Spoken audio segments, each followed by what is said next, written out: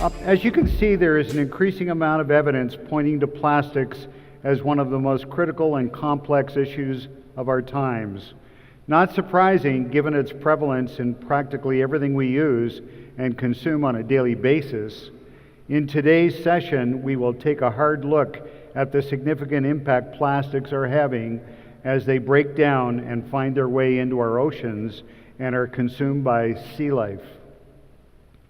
All of us here would likely agree dealing with residual plastics that pollute and disrupt our ecosystems and stockpile in our landfills is absolutely critical in a conversation on how we prevent waste and will require fundamental change in the way that we think.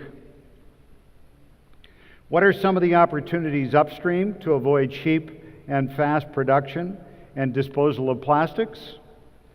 As with our sessions this conference, we will explore some of these opportunities through the lens of circular economy principles, looking at how we keep products in use longer, how we create new material streams or add value to existing ones, and how we accomplish all of this at scale that matters. From collaborative research, behavior change initiatives, design of products that last longer, invention of new materials, and creating new markets for those materials, there are so many ways that we can start to think about how to approach this. To help us better understand the challenge and spark a discussion on the opportunities beginning to emerge, we are joined today by an esteemed panel. Please join me in welcoming to the stage Richard Thompson, Mats Linder, and Andrew Falcon.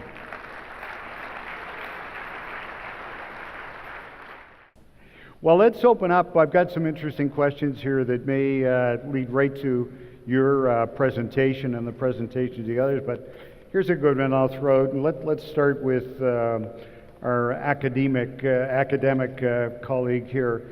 Are bioplastics, in your view, a more sustainable solution? So I think what we need to be clear here is initially on the definition. If we're talking about a bioplastic, we're typically talking about a plastic where the carbon source is coming either from food waste or directly from plants grown in agriculture, rather than from a fossil oil and gas source of the carbon. So on its own, that does nothing to solve the problem of accumulation of waste or the accumulation of litter in the sea. All you've done is change the carbon source. Okay, so it may bring some benefits, but it doesn't solve those problems. In my view, the carbon source we should be looking at is the end-of-life plastic. I would not want to see us, if we think we're making 300 million tons of plastic items at the moment, whilst we were talking about food waste earlier on, and great that you can convert some of that to plastic, I don't want to see 300 million tons of food waste going into plastic, when actually we've got a carbon source there as the end-of-life plastic.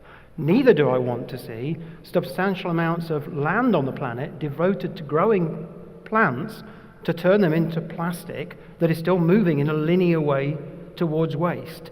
So it has a role, but in my view, it's not center stage. Here, the carbon source is there. It's there to be captured at the end of life, and that's what we should be doing. It sounds to me like what you're suggesting, that there's many solutions to this complex problem. Absolutely. There's no single solution. Mats, why don't you take a crack at the bioplastics question? Yep. Well, I would second most of what Richard was saying there. We in the New Plastic Economy Initiative have as one of the explicit ambitions to decouple the plastic system from fossil feedstocks. Now, the main way to do that is, of course, to close the loop on plastics so that the main feedstock is old after-use plastics, just like Richard was saying. Now, nobody with a little bit of sort of engineering or thermodynamics background would for one moment doubt that there will always be need for a virgin input. For example, if the market happens to grow, which it might. So where does that virgin input come from? Bio-based plastics seems to be a good candidate to replace fossil-based in that case. But what are those feedstocks? Could be agricultural waste, could be food waste, could be entirely new sources of biomass from the ocean, for example. We don't know. And the second question, which I think is equally, if not more important for trying to redefine the system, is what are the polymers that we generate from these sources. Generally, there's two kinds of bioplastics. One kind which are what we call drop-ins, so it's essentially the same polymer as would be created using a fossil resource. And biopolyethylene is already a large-scale marketed such polymer. But the other category are completely new polymers that aren't on the market today, like PHAs. So, and if you start putting them in small volumes on the market, they will actually be contaminants in the system. Something we would have no way in the short term of actually dealing with in the collection and recycling system, at least from a pragmatic point of view. So there's the challenge of being able to introduce new things in small volumes, and then reimagine how the system could look like that actually manages to deal with that extra complexity. The system is complex as it is now, but if we allow bioplastics, which I think we have to at some point, we need to also allow a more complex system. And there is no really crisp and sharp answer to how we do that at this point. Certainly is a complex issue. I mean, Andrew, crumbs on the table for you? Yeah, here? so for me, what I would add is, as we've seen through the presentations today, the problems are gigantic, whether you're talking about organic waste or plastic pollution recycling systems. So the need for a variety of solutions, I think, is there. In my view, bioplastics with the right carbon sources and the right biodegradability profiles should be part of that solution. But we need to continue to invest in improving those systems across the board. And one of the things that I think is really challenging about that, and if you're really talking about system level scale, is what systems and technologies will allow these solutions to be economically viable in the long term. Improved recycling and recovering efforts around petroleum-based materials will be great, particularly if the economics improve in that arena. One of the big challenges for organics-based recycling and systems is also finding those solutions that unlock enough value to allow market drivers to drive adoption. And so I think the economic viability of those models is a big challenge and one that we have to address. And that's one that we're trying to do, I believe, in an innovative way by helping improve the profitability of the waste industry. But in addition to that, Mats points out, systemically, when you're adding new materials to the market, you have to find a way to create successful examples. And one of the big challenges we have in materials broadly is to scale solutions down to a level that allows you to implement solutions that can be seen and demonstrative as proof points for successful alternatives. So in our case as well, we're working very hard to downsize our minimum required scale so that we can have closed loop systems to provide evidence and proof points that yes, you can have a organic waste derived closed loop circular economy solution. And if you can do that, I think you can start to build a positive momentum in an upward spiral and gradually move in a pragmatic way towards more system-wide large-scale solutions. Andrew, thank you. I'd love to go on with this one, but I think we better invite our friends from Toronto. Toronto, how we doing? You going to give us a question there? Yes, and I'd just like to encourage the Toronto audience, since I know some just joined us recently after the break, that if you do have a question, please write TO in front of it so that we know it's coming from the Toronto audience. Thanks. So now for our question. Sorry? So if it's from Toronto, if you could just write TO, that would be great, and instructions on how to do that are on the screens there. So our question is to the panelists, what do you think the impact of China's recently announced ban on many recyclables, including plastics, will be on markets for plastic recyclables, and also just the impact on plastic production? Chinese ban, who wants to go first? Mats, you want to tackle that? I've actually seen a panel try to answer this question before, and it was hard. I think, well, one way of seeing it is seeing this as an opportunity for markets in Europe, markets in North America that generate a lot of residual plastics to actually work out what to do with these things in a both a systemic way that works and try to find a good business proposition for them. So it might just be kind of the threshold that tips us over to really starting to dig into to the problem of designing a system that can take care of all of this plastic at the home market. One thing that kind of very often pops up from in a circular economy conversation, not just in plastics, is distributed markets versus centralized markets. I'm not going to say one is better than the other, but I think that to create the flexibility and resilience, which kind of needs to go along with the complexity of any economic system, having the ability to do things at smaller scale more locally is very helpful to create the resilience there. So this might be sort of the opportunity to explore how to not have to send all the plastics, the used plastics generated in the world to one place for processing, but actually trying to take care of it more locally. Toronto? Thank you. I think those are all the questions for now.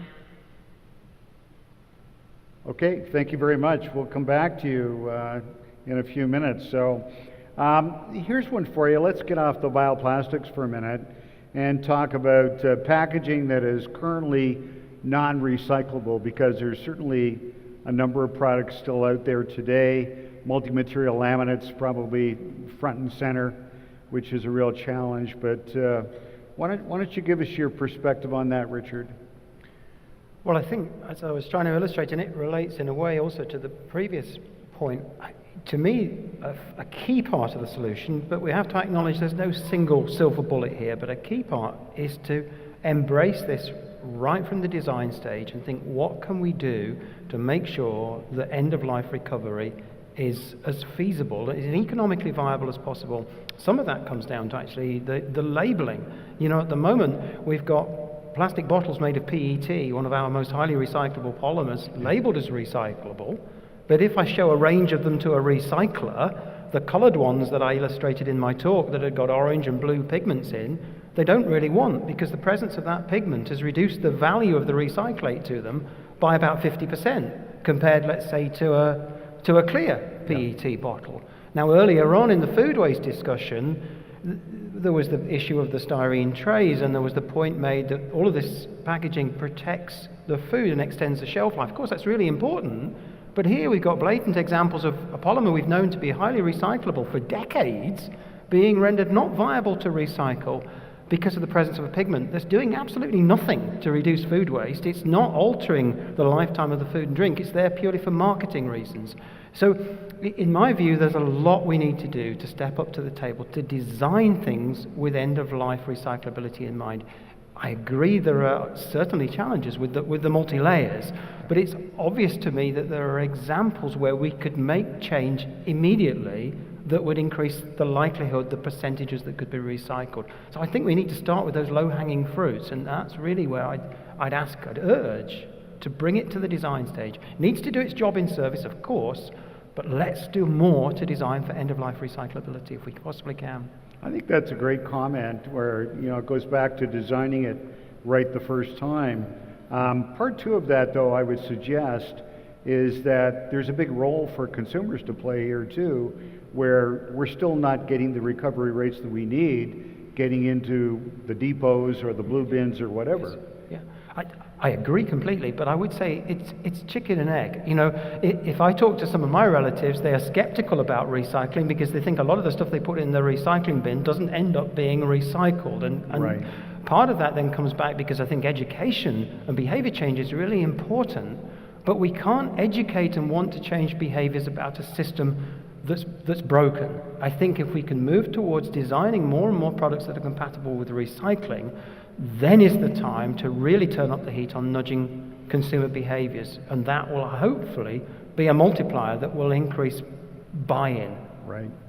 Very good. Comes back to design. Yeah, I completely agree with everything Richard is saying here. We in the beginning of the year, we launched a report that really tried to dive into what we do now, here and now in order to kind of start the transition. And what came out of that effort was a three-pronged strategy, if you will, that targets different segments of the plastic packaging market. The good news is that we saw that about 70% of all the plastics that's put on the market today can be either recycled or reused in an economically attractive way. Not just like that, but with concerted efforts. But there is some 30% where the likelihood of economically viable recycling or reuse is vanishingly low. And for that 30%, which includes the multi-material, multi-layers, it includes small format packaging, unfortunately, this poppy here will probably never be recycled, even if you put it in the recycling bin. It's made of plastics, but it's too small. So how do we address these 30%? Well, we said we need to look at the design of those formats and delivery models, and we need to look at material alternatives in the case of multi-layer laminates. In fact, that is what we're focusing on with the $2 million innovation prize that you mentioned. One half of that goes to the design side, one half of that goes to the material side. We did recently announce the winners of the design side, and if you look at that, there is a couple of new delivery models that the innovation is not a new format, it's not a new material, it's a new delivery model that kind of designs out the need for small format, non-recyclable packaging. So yeah, we really need to go back to the design and innovation stage in order to find solutions to the non-recyclability problem. It's a common theme for sure. So we'll hold back on that, and we'll ask our guest on the end here to talk about how this is a pigeonhole question, folks, that is number one on the hit list. So here you go. How would PHA be recovered from a typical municipal collection program? So in the case of PHA, it's an organic material itself. And part of the challenge I think we're all talking about is how do you manage different types of material at end of life. And so in a source-separated environment where you have an organic stream, we would encourage PHA packaging to be recovered alongside with that compostable material. And it could go back and compost without any challenge through a traditional process. However, in an ideal world, we would like to employ a more recycled material approach, and if you bring that material back to us in our facility, we'll actually take all of that organic material, the PHA itself, break it down again, as it naturally would anyway, and convert it into virgin PHA material again, so we wouldn't lose any of the processing degradation challenges that happen with many traditional plastics as they go through the recycling process. So there's a lot of challenge. I think it begs the question around end-of-life systems. There need to be improved collection and sorting systems for traditional plastics. There need to be innovation and evolution around composting and organic material collection. And we're in favor of pushing both prongs of that approach forward. They both need to happen. The benefit from PHA, alternatively though, is we know if we look at the recycling systems as they exist today with years and years of investment and work, Matt's put the slide very clearly up at the beginning of the conversation, less than 15% of the total plastics volume is actually getting recovered. So we've got a long way to go to solve that problem, and you're gonna always have leakage no matter how wonderful and improved the systems become. And in that context, we want to also bring a material to the table that if it is not recovered through a recycling program or process, will at least do no harm. When you think about ocean plastic pollution and more plastic in the ocean by volume than fish by 2050, and the problems with microplastics in so many small bags and caps and straws and so forth finding their way to the ocean, although it's not ideal and we would never advocate for that, we would like to see a material that's out there that has an attribute that if those products do unintentionally make it to the ocean, they turn into food, they degrade harmlessly, and they don't do any further damage. So we have to fix the end-of-life systems, but we also need to bring materials to bear that will do no harm as we move towards better systems over time, in my view. Matt, you want to jump in on that? Yeah, maybe building on this, because I think it's interesting and an illustrative case in point for kind of a very popular approach, which is biodegradable plastics. And we touched on bioplastics before, but bioplastics does not necessarily mean biodegradable. Right. So it is one of the sort of more popular ideas out there in how to avoid plastics waste, but it's also one of the most contested and controversial one. Everybody has an opinion, and generally speaking, people tend to not agree there. I know Richard will be able to build on this.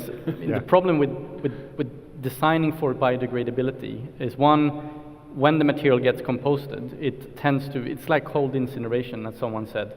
You're releasing the carbon back into the atmosphere, but you're not recovering the energy.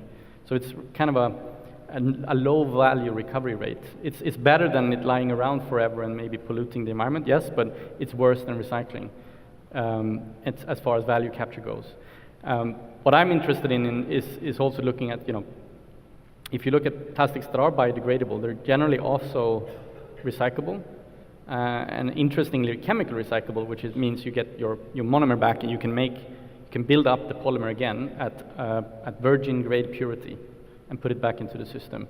And I think if we try to imagine a new plastics economy of the future, all of these components need to be there in a very intelligently designed way to make sure that any polymer, whether it's a PHA, whether it's a PET or something else, takes the pathway towards the highest possible value capture, whether that is through mechanical recycling, through chemical recycling, or possibly composting, especially if that composting helps to also recover food or other organic waste that would otherwise get littered. Great discussion, guys. Richard? So I think one of the things that's really important here, because we've said several times over now, there's no silver bullet, there's no single solution, and there's a palette of options here. In the same way that we've been familiar with for a long time with the kind of waste hierarchy of reduce, reuse, recycle, it's really important that we set these different solutions into a hierarchy of their relative contribution. Because sure, there's a contribution that biodegradables can bring, but in my view, it's a relatively small one, because one of the main advantages of plastics are their durability. And the idea that we can have a packaging material that can do its job in service, in the hot, in the cold, in the rain, and yet somehow the minute it becomes litter in the environment, that packaging is clever enough to realize that it's now time to self-destruct rapidly and harmlessly. To me, is a bit of a myth. I've got, biodegradable, in inverted commas, plastics on the shelf in my lab, some of which said they were going to start to disintegrate after 18 months. By 3 years, they'd be gone. What I'm left with is now millions of small pieces of plastic that aren't very biodegradable. So I think there's a real myth here that we can engineer a solution that the plastic's somehow going to disappear when it's in the ocean, and yet at the same time it's going to have all the properties of durability to protect food and drink or as other applications while it's got its life in service. And there is a problem of contamination from a point of view of recyclers in their streams, that it effectively doesn't mean that it's not recyclable, but it means that it's going to need its own stream. Otherwise, you're potentially introducing material that's got a kind of self-destruct function into plastics that are non-biodegradable and shortening their time frame, their reliability. So it's not that I would say there's no role for biodegradables, but in my view, it's quite a minor role. It's quite a niche role, and I think it's how we work through this hierarchy of the palette of solutions that is really, really important, because it worries me a little bit when I see, and it's great actually that there's large multinationals making pledges towards solving the problem, but it worries me sometimes when they say we're going to do X, Y, and Z, and that perhaps includes using biodegradables. I think we need to recognize that these things are not all equal partners in their likelihood of actually contributing towards a solution. Yeah. Don, this is a great discussion, because we always have this at PAC when we're talking about, let's move this up the hierarchy, whether it's packaging waste or food waste or textiles. We heard that earlier today, and I think we're hearing the same argument here. So very, very good. Let's go back to the pigeonhole questions. I think there's a couple of really good ones up here. So prevention is far more effective than trying to clean up microplastics after the fact. What legislation is needed, and who has the power to enact it? Why don't we start at the other end this time?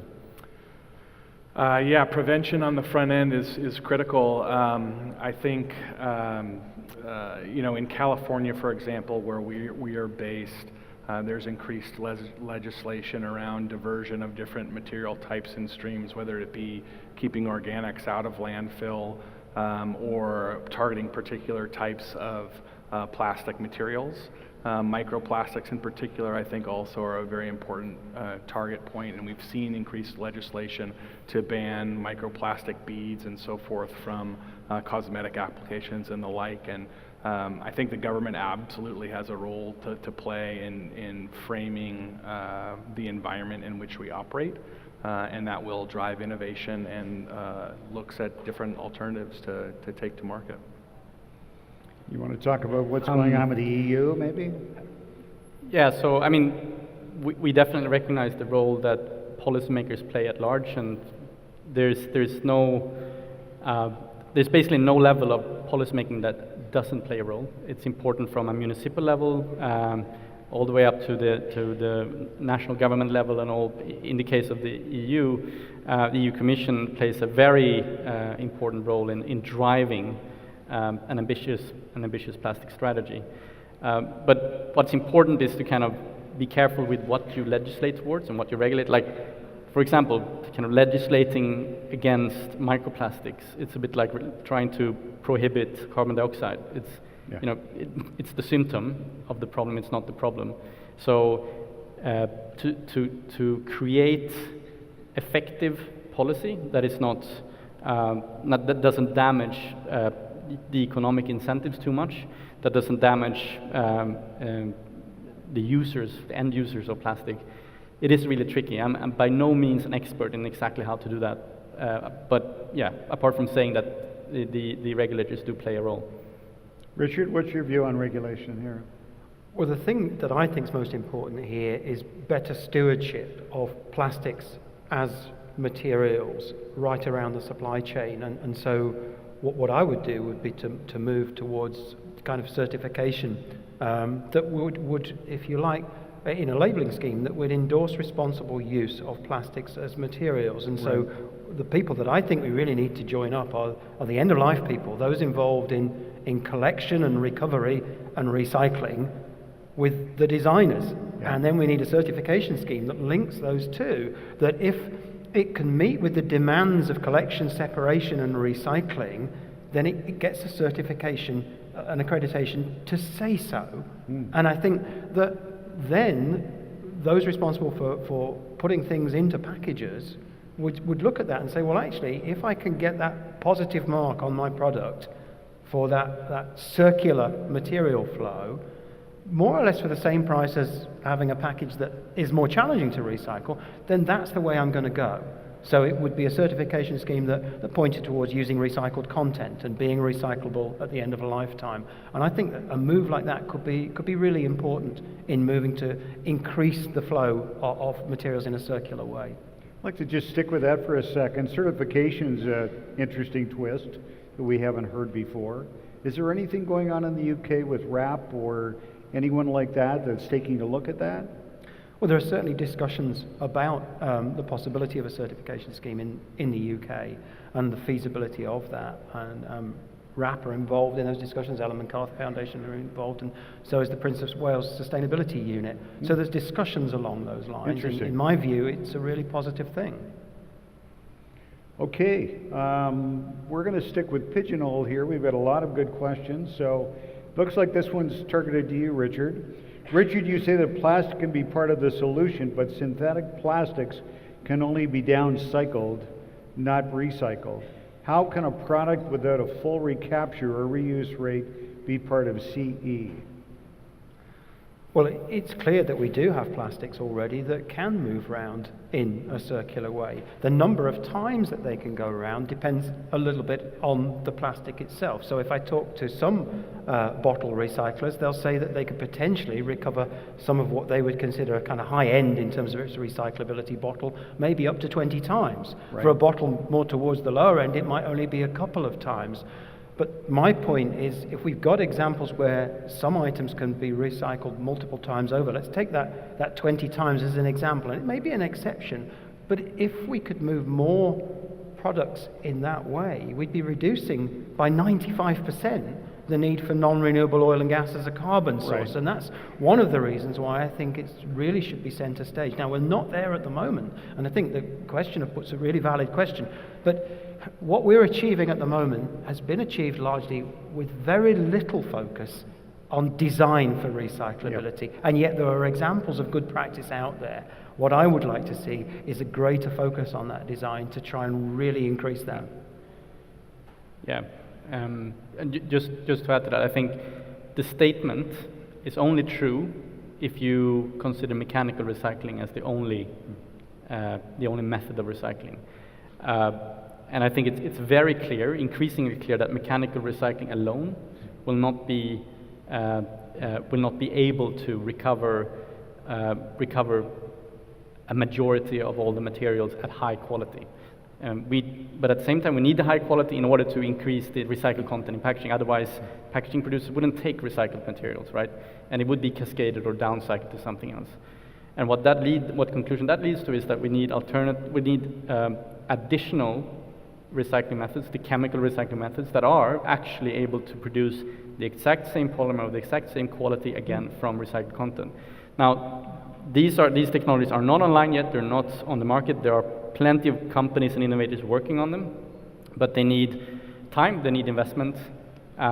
If they get there, if they get the attention that they need, if they get the investment, I'm sure they will be there and they will be part of the solution as well.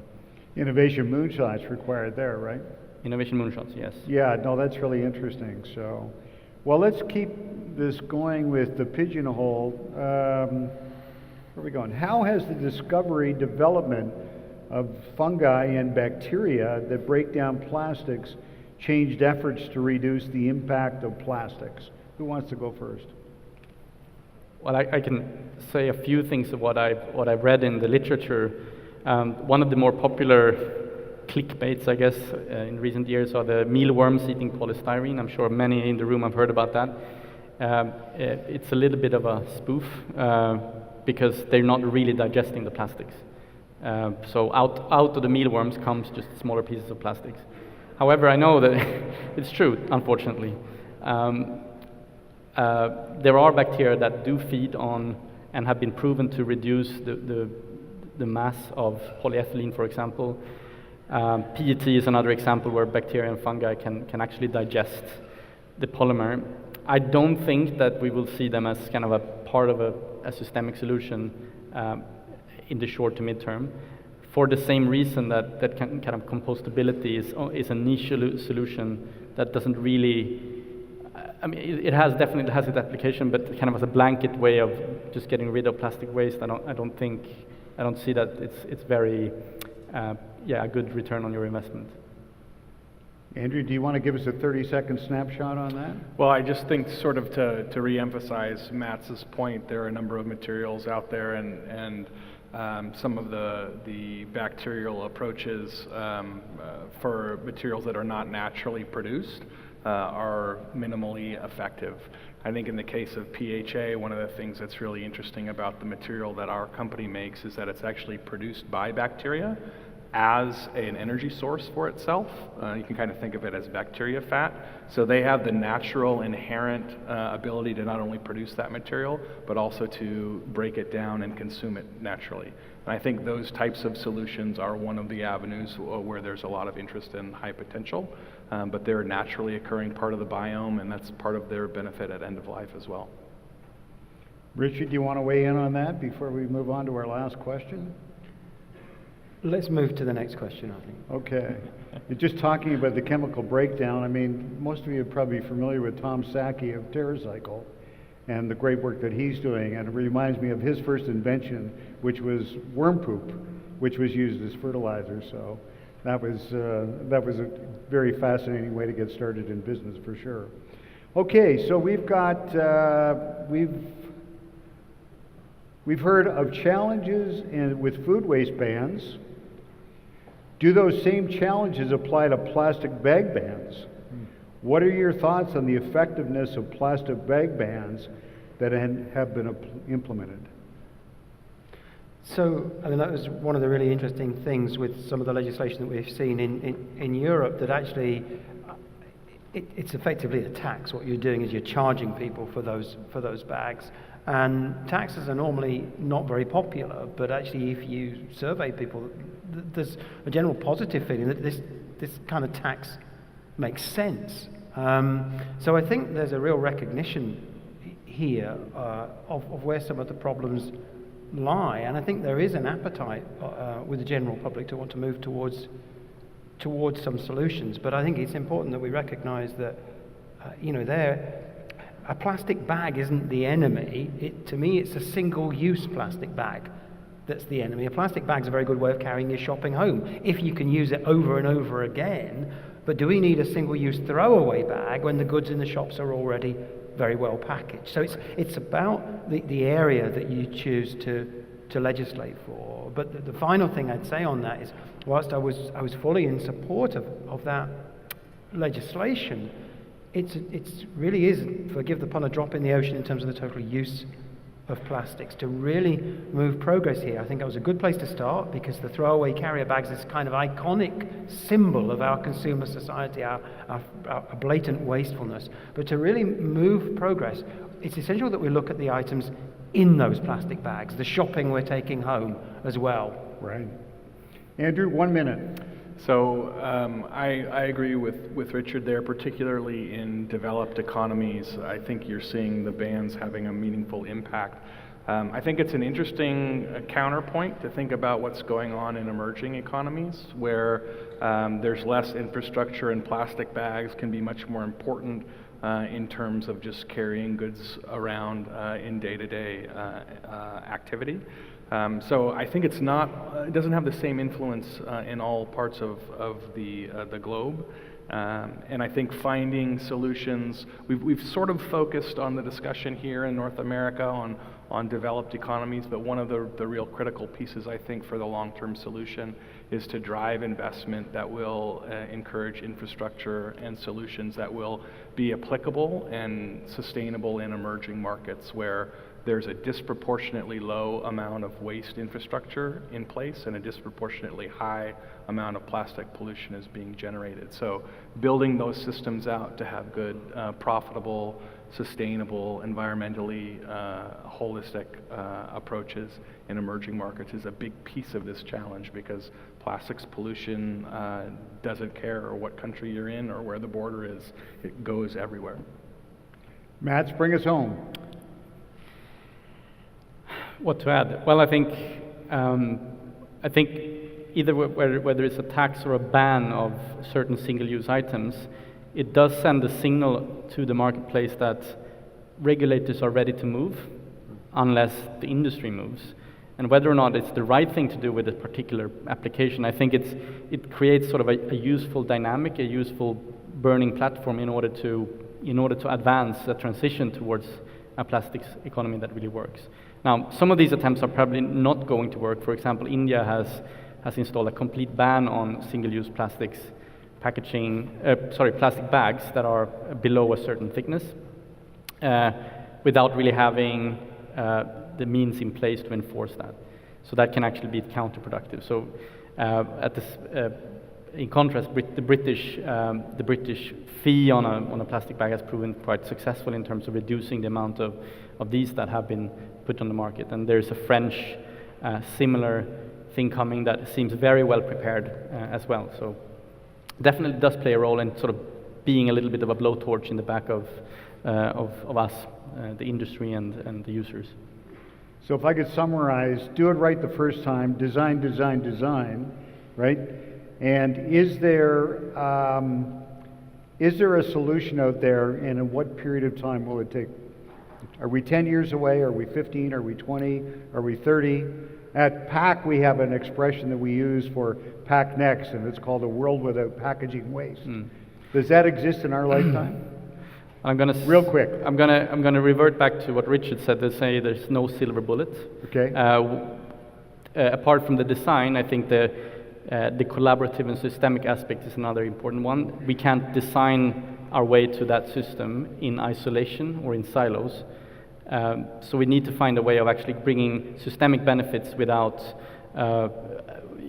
people kind of hitting the veto button too hard. That's right. Richard, real quick. I'm excited about this problem because I think it is one we can solve. We can keep the benefits of plastic without the waste, but we can't expect an overnight fix. It's going to take some generations to reverse what I see as 60 years of training for a throwaway society. So Yeah. it's no good doing a survey of the consumer and saying, oh, they just don't know how to do this today. We need to design the products and reinforce those behaviors, and it's going to take some time. I think it's a timescale of decades. Yeah.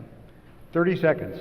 Yeah, and I would go back to the beginning of the day today too, and re-emphasize the point that the systems and problems are complex. We need to bring open minds to the table. It's going to take some time. It's not going to be one solution, but we have to think about things differently, and it's really important that we act. Whether or not my company succeeds or fails is sort of beside the point. We need new innovation. We need new business models out there, trying hard, failing quickly, so that we can drive towards solutions that will ultimately help the planet. Can I just Real add fast. that very fast point? Yeah. So we need investments in the scale of hundreds of Yes. billions of dollars to do this. I mean, let's not kid ourselves. And it's a timeline of 10 years plus to just go from concept to pilot or commercialization stage. So that sort of says something about what the timeline looks like. And it's not saying, oh, it's too difficult. It's saying we need to pull that investment in now. We need to, get the resources Direct in it. order to go there. Yeah. And I think we can do that. Ladies and gentlemen, Andrew, Richard, Mats, thank you so much. Great panel. Thank you.